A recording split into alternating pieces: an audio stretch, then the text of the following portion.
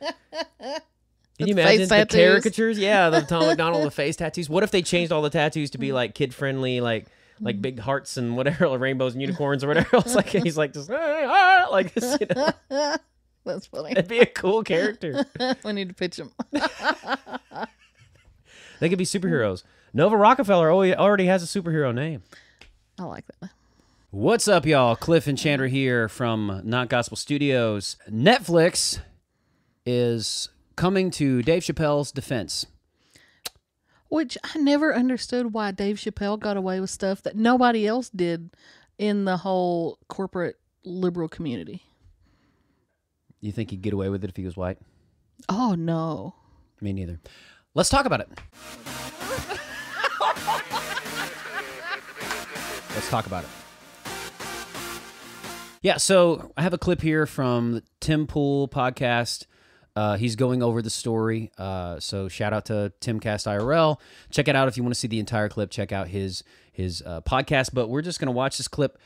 Netflix released some big statement. They had this like 120-something page slideshow basically saying if you don't like the breadth or something like that was the wording of our content, maybe Netflix isn't the home for you. So essentially they were telling they're telling their people to leave if you want to. Like maybe you need to find another job. Several companies, instead of catering to the more outspoken liberal people, have started pushing them out the door more. We'll get some of the details from the Timcast IRL, this little clip here that we have of the show, and then we'll talk about it. From Timcast.com, Netflix adds anti-censorship section to corporate culture memo. Quote, if you'd find it hard to support our content breadth, Netflix may not be the best place for you.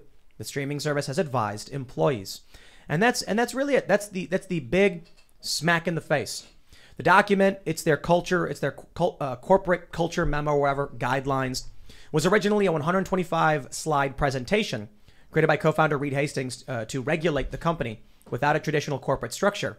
Now it's called Netflix Culture Seeking Excellence. And they're basically saying they've added an anti-censorship portion to it. And everybody basically assumes it's about Dave Chappelle. Netflix dumps a ton of money on one of the most prominent, if not the greatest comedian of all time. Yeah, he's right. Or at least he's the GOAT, right? They're going to make a lot of money on this. And their own employees hurt their business. But you know what else they did? If you watch the Dave Chappelle special, I forgot which one was called. Not The Closer. It was the one before this where he makes the... Sticks and Stones? I think it was Sticks and Stones. Yeah. Where he has that funny bit where he's like, ladies, if you can kill it, I can at least abandon it. Stuff like that. So he also, imitated a Chinese person and a very offensive stereotype. So, that makes sense now more than ever that they're defending him, and that might be a thing because of the whole abortion thing in Roe v. Wade. Yeah. He very much, I watched it, and so the bit he's talking about, he's like, you say, my body, my choice. And he says, well, that's fine. I totally 100% agree. He said, that's great. But ladies, my wallet, my choice. And he basically says, if you decide, if I have no say in whether that baby lives or dies, you have no say in whether or not I pay to take care of that baby. Wow. And the thing is, I'd love to get your thoughts on this. Don't put me on the spot. The thing is, to me, that makes perfect sense. If you want to live in a world where, I know Dave Chappelle is being like comedy satire. Yeah. If you want to live in a world where the man who helped create this human life, let's say, it's a part of him. Why this? You did. What, in my opinion, yes, life begins at conception. It cannot happen without a male and a female. Right. Yeah. But I do that because the world we live in, some people, their beliefs are, to me, crazy. Anyways, if he has no say in whether you keep that baby, whether that baby exists and gets to live out of the womb, then why do you have say in whether or not he helps provide for the baby? Not you, but the female. Yeah. I think in that world where he's locked away for an opinion, that makes perfect sense. I don't know that you and I have ever talked about that. What are your thoughts on Dave Chappelle's point right there? Okay, that's putting me on the spot. I did not know you were going to talk about this. I feel like it takes a man and a woman to make a baby. I do not believe in abortion rights. I think it is killing a child. And I also feel like... Yeah, we're pro-life here. I'm pro-life big time. I also feel like if a woman aborts a baby that the man wanted, That's horrendous. It's awful. She's killing his baby. No, I agree. But not even the But radical do you think, left. Are you asking if politically, if abortion is allowed, they should be allowed to not pay? If you should be allowed, if the man has no say, that's the Yeah. thing. If abortion is just the woman's choice, no matter what, because it's her body, her choice, Yeah. should he be forced to pay? Yeah. What? It's still his baby, whether he wants it or not. But he's not allowed to have a say. He needs to quit not having babies and sex with people. That makes now, Mrs. I don't believe in Feminine, abortion either. So this is making it sound like all the sexual power is with the man. Like he needs to quit having the sex because. Well, the woman too, if she wants to have abortions, I'm not for that. Or relations, I guess we're supposed to say here. Yeah. I just think that's, to me, that doesn't make any rational sense. And in the sense of like, if you're gonna say he has to pay, then you need to ask a woman who believes in abortion that question. If you're gonna force him to pay for the child no matter what, child support, yada yada, whatever, then I feel like it's his right to have some say, to go in and I hate to say this again, I'm pro-life, but then he would also have some say and be like, hey, you should probably abort the child. And that's where they're like, no, he has no right. If you're getting into all these crazy rules, the only person that's being persecuted is this poor little unborn baby. Yes. From both sides. It's so sad. So a friend of mine, he knew someone very close to him who experienced a kidnap and rape. Oh. She got pregnant and felt like there was no other choice but to abort this child very, very early. And his explanation to me was like, I can't imagine the how difficult her life would be to carry that baby full term and then have to see this reminder of this man who did this horrible thing to her all the time. But in the same time, he also said her life is ruined no matter what. Her life is ruined no matter what. She's already had this traumatic experience that's going to stay with her forever. You know, he basically said that her life is ruined. It's going to be difficult to come back from this period.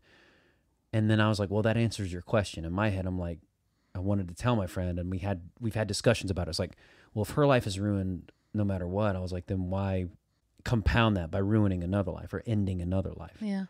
You know? I mean, if she doesn't feel like she can raise a rapist's child, then yes, adoption. Yes. But I don't believe murder's the answer to that. Yeah. I know it's going to be traumatic, but if more people turn to God, he could help them through that circumstance. But also, I know it's all anecdotal, but I know a woman who was gang raped by 3 men, and she had that baby, and she raised it, and it's in college now, and it's a wonderful girl. Like, these kids don't have to die no matter what their parents did. Yeah. Well, and my answer is always, I would like to live in a world where the $500 million a year of tax dollars that goes to Planned Parenthood instead goes to gestational incubation research, where if someone and single mother funds and streamlining the adoption process to where if somebody is, and I believe in stricter punishments for rape. Oh, yeah. I Cut the wings off. I'm serious. Castration, baby. Yeah. You start castrating a few rapists. Give them a little tube attached to their bladder. Start castrate. We probably were not allowed to say rape. I don't think. I'll have to bleep it out. You castrate a few sexual predators, and you're going to have a lot less sexual assault cases, I believe. But that's also like 1% of abortions, and all these other millions of babies being murdered have nothing to do with those 1%. Yeah, that's well, and so that makes so Netflix jumping on this defense of Dave Chappelle. I think it's a repercussion of Go Woke, Go Broke. So Netflix, they just released that new the new series called what was it? He's Expecting. That's their new series they had, where trans male to females, or trans female to males now pregnant, and it's like a kind of docuseries on that. And their numbers tanked. Their stock is down 39% or something like that for the first time in a decade or something crazy. Some crazy number. They have less subscribers than they had before. Like, it's crazy. So interesting thing is, some things to note is that they're probably defending Dave Chappelle, whom they sunk a lot of money into, and the fact that they have exclusive rights to his specials, they're always high rated. They always bring in a lot of views. It's kind of like the people who get Netflix for Stranger Things. I'm gonna get Netflix for a month so I can watch Stranger Things. So they have to support him because he's a cash cow for them. Yeah. But at the same time, if this forces people to leave, it's good for Netflix, because if they don't leave pretty soon, they're probably going to have to fire some people because their stock's down. They're losing money. They're bleeding money. So, and if they fire people, they've got to pay severance. Yeah. Is the motive purely Netflix is getting back to like, we're going to be less woke, or is the motive like, shoot, we have to do this to save some money? Well, in the past, during the Obama administration, there was a lot of people in the administration, like his chief of staff situation was married to, I think, someone who's really high up in NBC. Someone else was married to someone who was working at CNN really high up. Like, the media and the politics were married very closely. Oh, yeah. And so when Trump came into power, the media was used by the liberals because they had all the top heads working for them and stuff. And now that Biden has taken over, it seems that they've loosened their grip a little bit. They realized the tail was wagging the dog. We're not seeing the profits. And a lot of CEOs, like, what was it, 700 over the pandemic, over 700 CEOs ended up dropping out and stuff. And so we have new heads of these companies. And the tail was wagging the dog. They need to make some profits, and it's not all being held down by the liberals anymore. Yeah. Well, and we've talked about this. Like, there's the cool thing about YouTube, and the cool thing about the free exchange of information, and the cool thing about the advertisement industry. Yeah. They want to make money. Yep. So if you have a big audience, they're going to throw you money to put their ads on it, no matter what your views are. That has made space. That has made space for conservatives.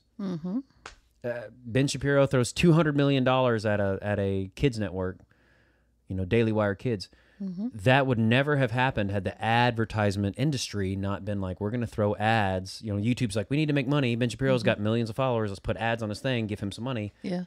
It's like they basically funded what is diminishing their platforms. Not necessarily YouTube, but Disney, Hollywood, and all that. They've basically, the ad agency and the ad industry is funding what is diminishing those platforms. There's a space now for conservatives and people like Dave Chappelle, who's not a conservative. He's probably more libertarian than anything else. Yeah.